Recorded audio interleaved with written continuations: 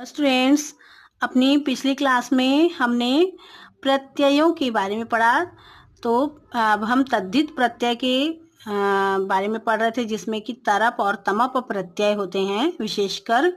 तो इनका प्रयोग हम देखते हैं। अब शब्द दिए हुए यहाँ पर, उनके अर्थ दिए हुए हैं और तरप प्रत्यय युक्त शब्द, इसको कैसे बनाना है, इन शब्दों को तरप प्रत्यय लगाकर कौन से शब्द बनते हैं ये देखेंगे। फिर तमप प्रत्यय है ना। तो तरप के बारे में हमने पढ़ा था पिछली क्लास में कि जब दो लोगों की तुलना होती है, दो वस्तुओं की या दो व्यक्तियों की तुलना होती, तब तरप प्रत्यय का प्रयोग किया जाता है। परंतु जब बहुत सारे लोगों से तुलना की जाती कि सबसे अधिक सबसे कम, तब तमप प्रत्यय का प्रयोग किया जाता है। चलिए देखते हैं। अल्पह, अल्पह का अर्थ होता है कम, अल्प का अर्थ कम होता है हिंदी में भी, और कम। तो जब तरप प्रत्यय जोड़ेंगे तो अल्प तरह है ना, इससे कम। एक जैसे दो है तो ये ज्यादा है, ये कम है, इस तरह से अर्थ इसका होगा अधिक कम, अल्प तरह है ना। फिर तमप प्रत्यय जब लगेगा तब अल्प तमह, जब तरप जुड़ता है तब अल्प तरह और तमप जुड़ता है तब अल्प तमह, सबसे अधिक कम। पहले तो कम, फिर अधिक कम, फिर सबसे अधिक कम।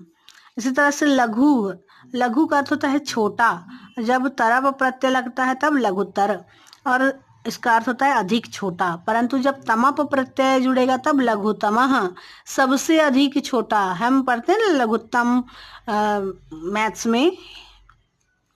इसी तरह से गुरु, गुरु का अर्थ होता है बड़ा। गुरु तरह, जब तरप प्रत्यय जोड़ता है इसमें तब यह गुरु तरह हो जाता है, इसका अर्थ है अधिक बड़ा। और जब तमप प्रत्यय इसमें लगेगा तब गुरुतर का गुरुतमा हो जाएगा। गुरुतमा अर्थात सबसे अधिक बड़ा, अल्पतमा सबसे अधिक कम, लघुतमा सबसे अधिक छोटा और गुरुतमा सबसे अधिक बड़ा। इस तरह से महान, महत्तरः, तो महत्तरः अर्थात अधिक बड़ा, महत्तमः, लघुत्तमः महत्तमः, सबसे अधिक बड़ा है ना। जब ये सब लोगों से एक साथ तुलना की जाती किसी वस्तु की, तब उसके लिए कहा जाता है कि ये तो सबसे बड़ा है। फिर है उच्चः, उच्चः अर्थात होता है ऊंचा, उच्च तरह है ना, ऊंचा, इससे ऊंचा है यह कहते हैं हम। तो यह अधिक ऊंचा है, किसी वस्तु से अधिक ऊंचा है।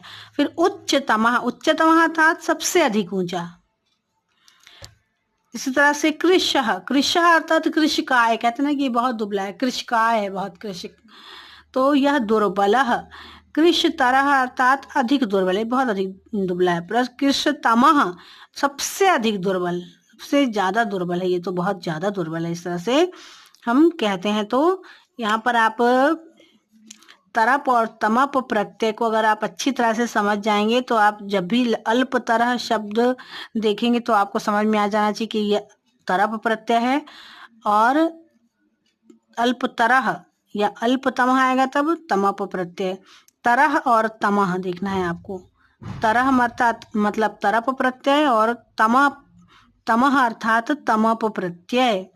विशेषण शब्दानाम रूपाणी विशेष शब्दानुसारेण त्रिषु लिंगेषु प्रचलिष्यन्ति।